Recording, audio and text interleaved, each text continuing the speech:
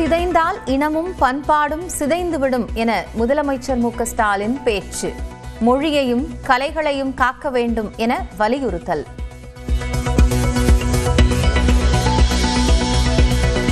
Sai Pallavi, S J. Surya, Anirudh, Vikram Prabhu உள்ளிட்ட 90 பேருக்கு கலைமாமணி விருதுகளை வழங்கிய முதலமைச்சர்.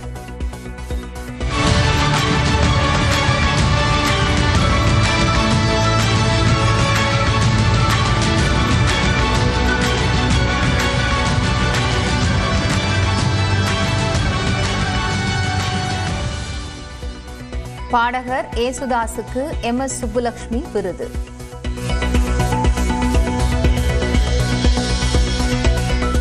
கரூர் நெரிசல் சம்பவத்தில் சிறப்பு புலனாய்வு குழு விசாரணைக்கு எதிரான வழக்கு நாளை தீர்ப்பளிக்கிறது உச்சநீதிமன்றம்.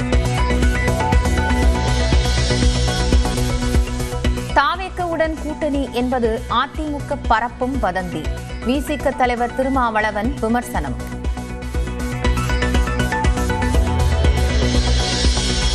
விஜயின் தலைமையிலான கூட்டணியை ஏற்க எடப்பாடி பழனிசாமி தயாராகிவிட்டார் என டிடிவி தினகரன் பேட்டி. விஜயுடன் கூட்டணி அமைந்தால் பாஜகவை இபிஎஸ் கழற்றி விடுவார் என்றும் ஆருடன்.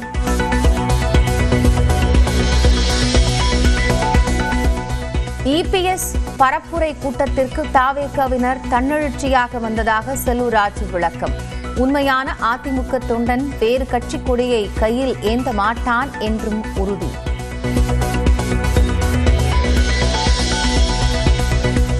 ஏசு கிறிஸ்து மீது ஆணையாக எந்த காலத்திலும் கூட்டணி கிடையாது என சீமான் உறுதி. தான் நினைத்திருந்தால் எப்போதோ கூட்டணி வைத்து பதவிகளை பெற்றிருக்க முடியும் என்றும் பேச்சு. ஒரே நாளில் 1280 ரூபாய் அதிகரித்து 92,000 ரூபாயை தொட்டது ஒரு சவரன் தங்கம் விலை. வெள்ளி விலை ஒரே நாளில் கிலோவிற்கு 6,000 ரூபாய் உயர்வு.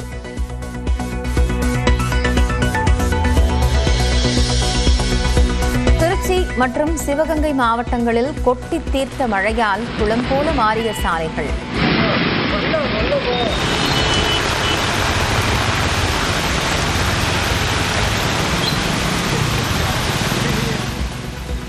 கள்ளக்குறிச்சி, பெரம்பலூர், விழுப்புரம் மாவட்டங்களிலும் வெளுத்து வாங்கிய மழை.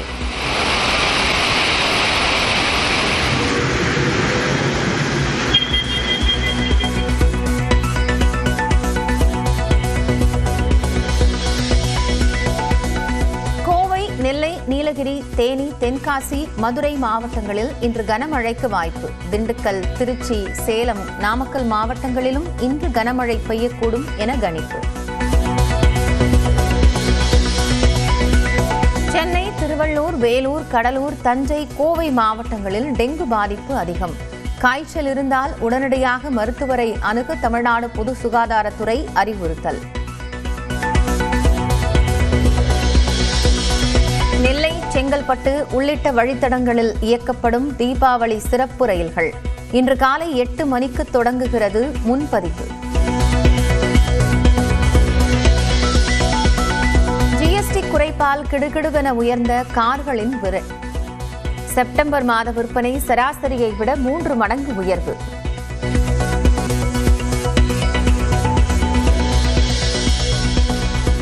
உலக நாடுகளின் தேவையை பூர்த்தி செய்யும் அளவிற்கு வேளாண் பொருட்கள் உற்பத்தியை அதிகரிக்க வேண்டும். விவசாயிகளுக்கு பிரதமர் மோடி வலியுறுத்தல். சபரிமலை தங்கம் கொள்ளை வழக்கில் 2 வழக்குகள் பதிவு. முதல் குற்றவாளியாக தொழிலதிபர் உன்னிகிருஷ்ணனின் பெயர் சேர்ப்பு.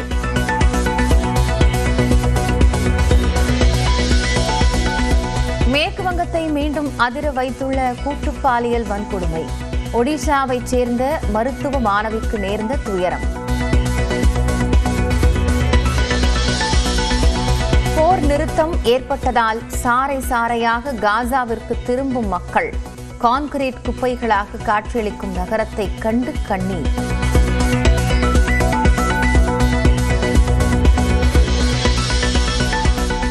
டெல்லி டெஸ்ட் போட்டியின் முதல் இன்னிங்ஸில் 518 ரன்கள் குவித்தது இந்தியா. முதல் இன்னிங்ஸில் 140 ரன்களுக்கு 4 விக்கெட்டுகளை இழந்து மேற்கிந்திய தீவுகள் தடுமாற்றம். தொடர்ந்து காலை எக்ஸ்பிரஸ் செய்திகளை பார்க்கலாம். மொழி சிதைந்தால் இனமும் பண்பாடும் சிதைந்துவிடும் என கலைமாமணி விருதுகள் வழங்கும் விழாவில் முதலமைச்சர் மு.க.ஸ்டாலின் தெரிவித்தார். மொழி சிதைந்தால் இனமும் பண்பாடும் சிதைஞ்சிடும், நம்ம அடையாளமே அழிஞ்சிடும். அடையாளம் அழிஞ்சா தமிழர்னு சொல்லிக்கிற தகுதியை இழந்துடுவோம். தமிழர் என்ற தகுதியையும் சுயமரியாதை இழந்து வாழறதுல என்ன பயன்? அதனால கலைகளை காப்போம், மொழியை காப்போம், இதயத்தை காப்போம், இனத்தை காப்போம், அடையாளத்தை காப்போம். நம் கலைஞர்கள் இங்கே மட்டுமல்ல, உலகம் முழுவதும் சென்று கலைகளை வளர்க்கணும்.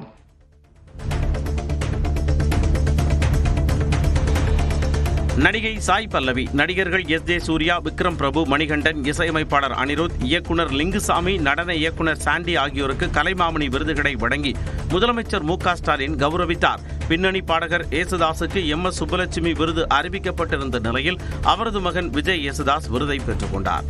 பாரதியார் விருது முருகேச பாண்டியனுக்கும், முதுபெரும் நாட்டிய கலைஞர் முத்து கண்ணம்மாளுக்கு பால சரஸ்வதி விருதும் வழங்கப்பட்டது. கரூர் கூட்ட நெரிசல் குறித்து விசாரணை நடத்துவது தொடர்பான மனுக்கள் மீது உச்சநீதிமன்றம் நாளை தீர்ப்பு வழங்க உள்ளது.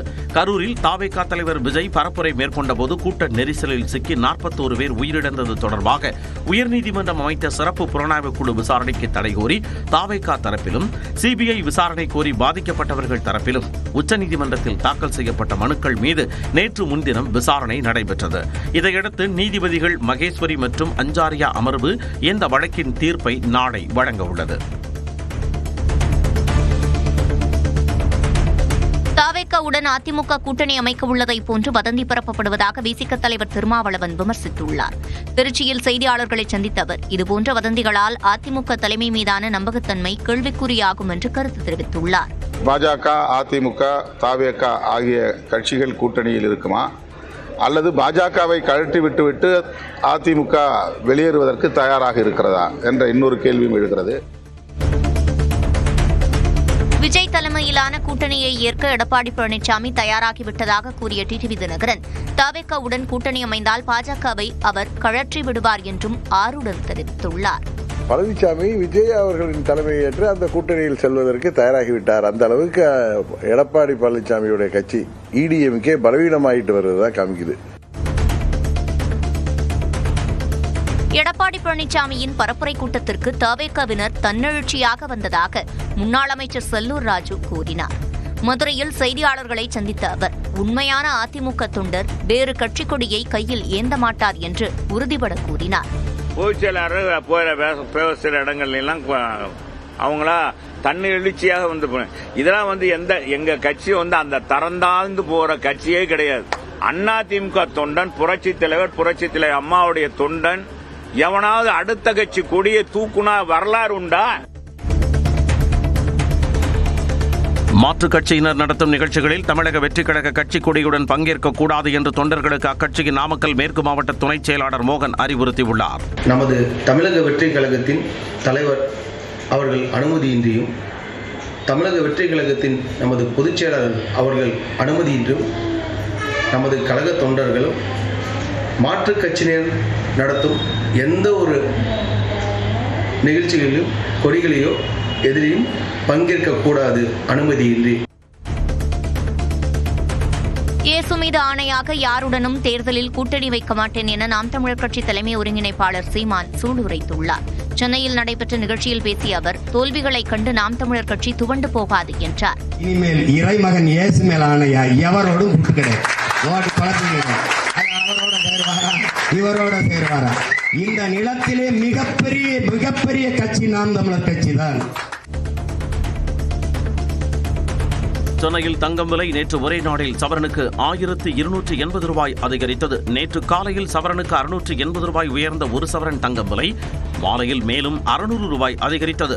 இதனால் 1 கிராம் ஆபரண தங்கம் 160 ரூபாய் உயர்ந்து 11,500 ரூபாயாகவும், ஒரு சவரன் தங்கம் 92,000 ரூபாய் என்ற புதிய உச்சத்தையும் எட்டியது. தங்கம் விலை கடந்த 20 நாட்களில் மட்டும் சவரனுக்கு சுமார் 10,000 ரூபாய் அதிகரித்திருப்பது குறிப்பிடத்தக்கது.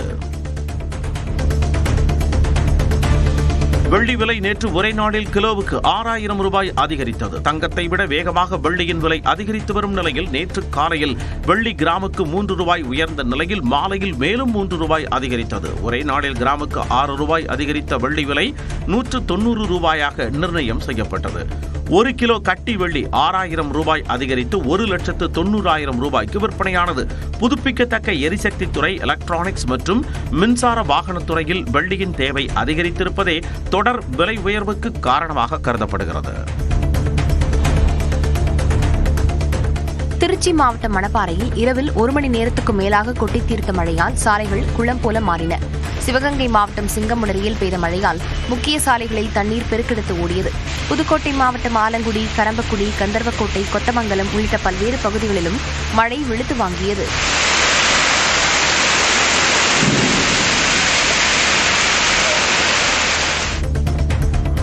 சென்னை OMR சாலையில் பெய்த கனமழையால் முழங்கால் அளவிற்கு மழைநீர் தேங்கியது. சென்னை புறநகர் பகுதிகளில் பெய்த கனமழையால் சோழிங்கநல்லூர் சந்திப்பில் முழங்கால் அளவிற்கு மழைநீர் தேங்கியது. அந்த சாலை வழியாக சென்ற வாகன ஓட்டிகள் சிரமத்திற்கு ஆளாக்கினர்.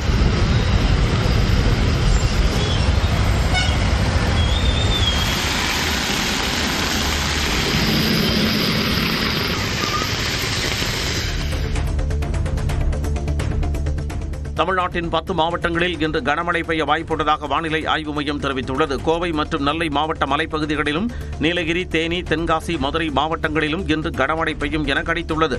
திண்டுக்கல், திருச்சி, சேலம் மற்றும் நாமக்கல் மாவட்டங்களிலும் இன்று கனமழைக்கு வாய்ப்புள்ளதாகவும், மழையின் போது மணிக்கு 40 கிலோமீட்டர் வேகத்தில் தரைக்காற்று வீசக்கூடும் எனவும் எச்சரித்துள்ளது. சென்னையில் மிதமான மழை நீடிக்கும் எனவும் வானிலை ஆய்வு மையம் குறிப்பிட்டுள்ளது.